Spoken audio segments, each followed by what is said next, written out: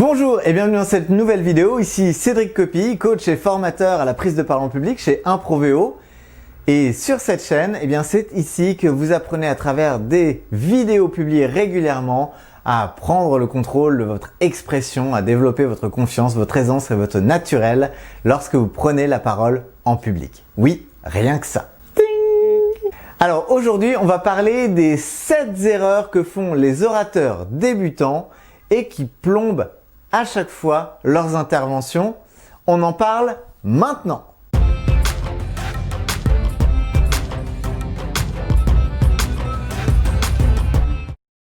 Comme vous ne le savez peut-être pas en découvrant cette vidéo au hasard de YouTube ou du web, je suis spécialiste de la prise de parole en public, notamment avec les outils de l'improvisation théâtrale pour aider les personnes qui travaillent avec moi, que j'accompagne, mes clients, mais aussi les participants à mes formations et à mes ateliers, à développer de l'aisance et du naturel dans leur prise de parole en public. Il y a très souvent 7 erreurs, mais qui reviennent tout le temps, des erreurs fatales, qui plombent complètement l'attention de leur auditoire et qui les font ramer dans le mauvais sens pour développer leur prise de parole en public. Je vais donc partager avec vous ces 7 erreurs, les commenter, les expliquer, mais aussi vous donner des pistes et comment rediriger votre attention et vos efforts dans la bonne direction. Alors, c'est parti. Première erreur que font les personnes qui débutent en prise de parole en public, c'est souvent de se raccrocher à leur support. Alors, bonjour, bienvenue pour cette présentation. J'ai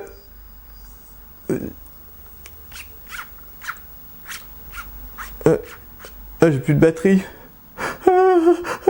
La meilleure chose pour éviter que ce genre de choses vous arrive, c'est d'arrêter de compter sur les éléments extérieurs pour vous raccrocher. Lorsque vous faites une présentation, arrangez-vous pour parler de quelque chose que vous maîtrisez du haut de votre chapeau, quelque chose que vous connaissez, quelque chose dont vous pouvez parler avec aisance parce que vous connaissez le sujet. Et ça, c'est déjà la base. Si vous êtes amené à faire une présentation sur un sujet que vous ne connaissez absolument pas, abstenez-vous parce qu'au final, vous n'avez peut-être rien à dire de spécial. Donc dans ces cas-là, il vaut mieux laisser de côté.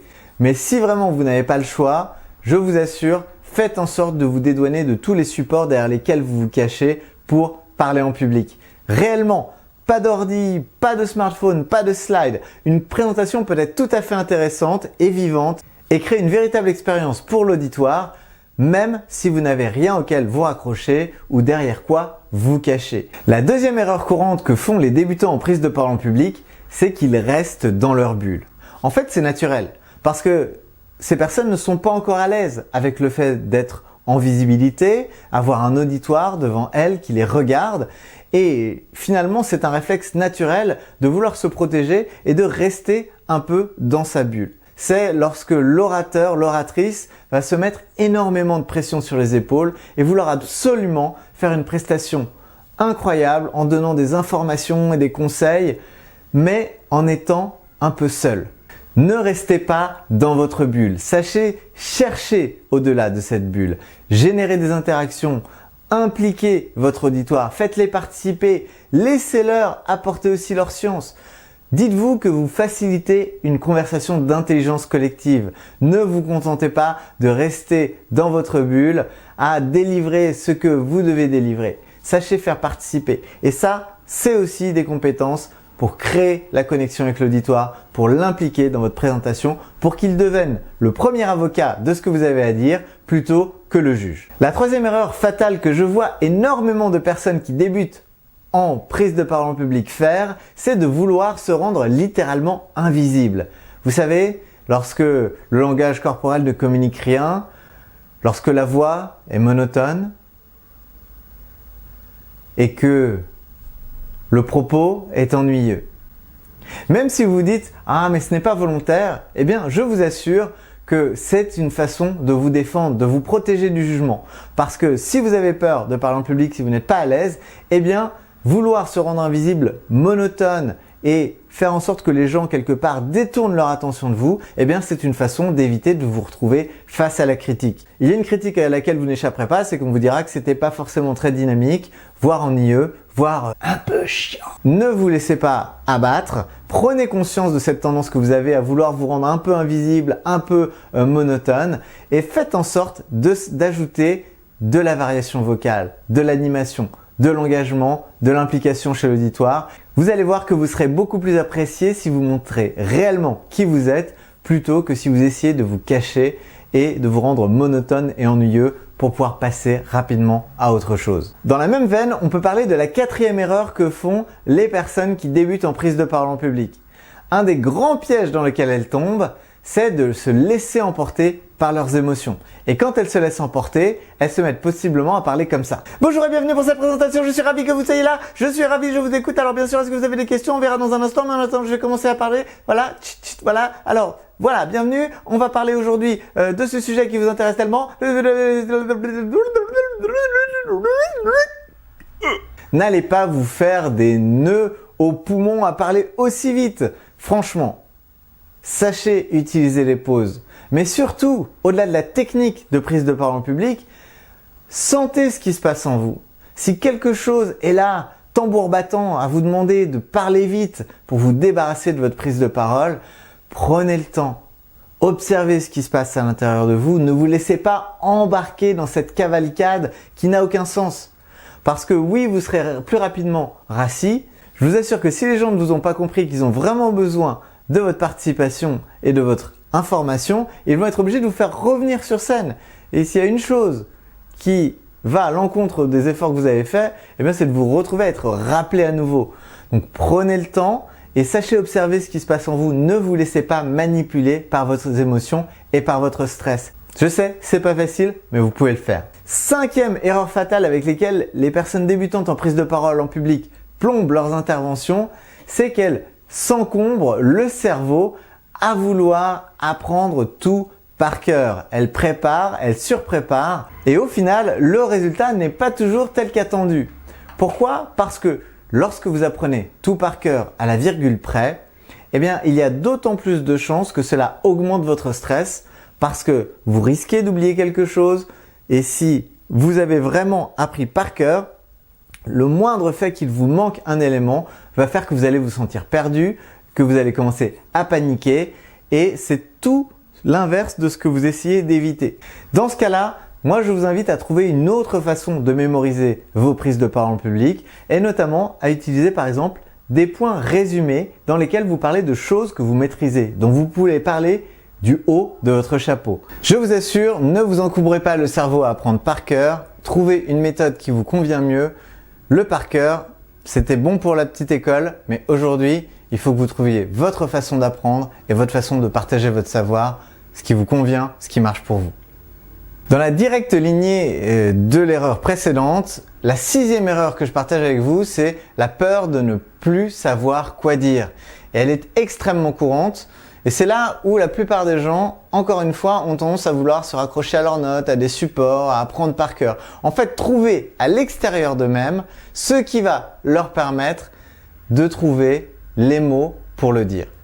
Et ce que personnellement je recommande, c'est de développer votre capacité à vous adapter, votre confiance en vous, votre agilité mentale, votre disponibilité mentale, de façon à avoir toujours quelque chose à dire. Réfléchissez. Lorsque vous parlez avec vos meilleurs amis, est-ce que vous avez besoin de notes? Est-ce que vous avez besoin d'avoir des sujets pré-préparés avec un ordre de discussion? Non, évidemment. Si, moi, ça m'aide un peu. Mais pour la plupart des gens, lorsque vous êtes avec celles et ceux que vous appréciez dans votre vie, vous n'avez pas besoin d'avoir de notes.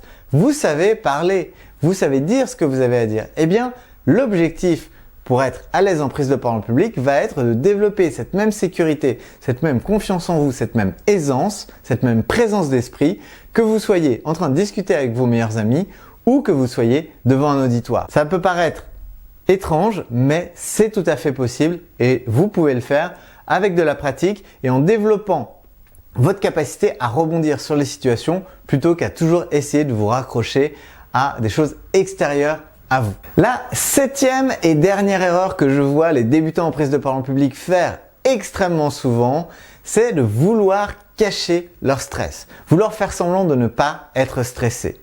Et dans cette démarche, il y a quelque chose au contraire qui va leur scier les pattes et rendre ce stress encore plus visible et encore plus handicapant. Comme on dit, tout ce à quoi on résiste persiste.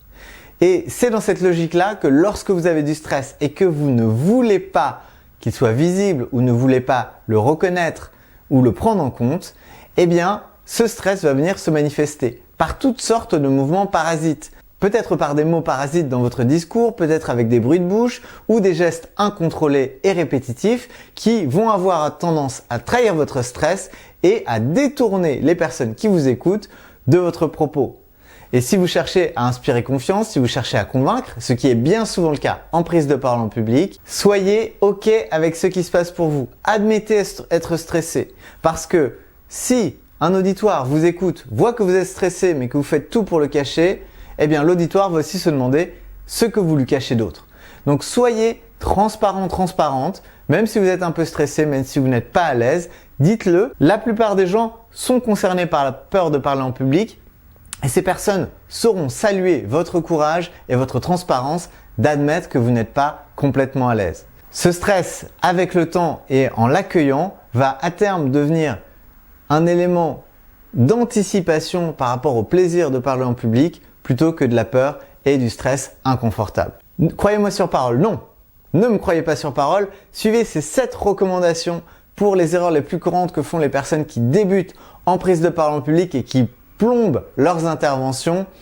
Je vous assure que ça va faire énormément de différence. D'ailleurs, si vous voulez en savoir plus et aller plus loin, je vous invite déjà à vous abonner ici pour être tenu au courant des prochaines vidéos qui seront délivrées sur la chaîne Impro-VO pour vous aider à améliorer votre capacité oratoire et pouvoir éviter les erreurs les plus courantes que l'on fait en prise de parole en public.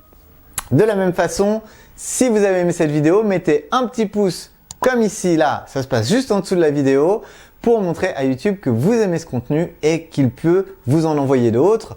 Et ce sera l'occasion pour vous de continuer votre chemin dans la progression vers une prise de parole en public libérée, avec aisance et naturelle.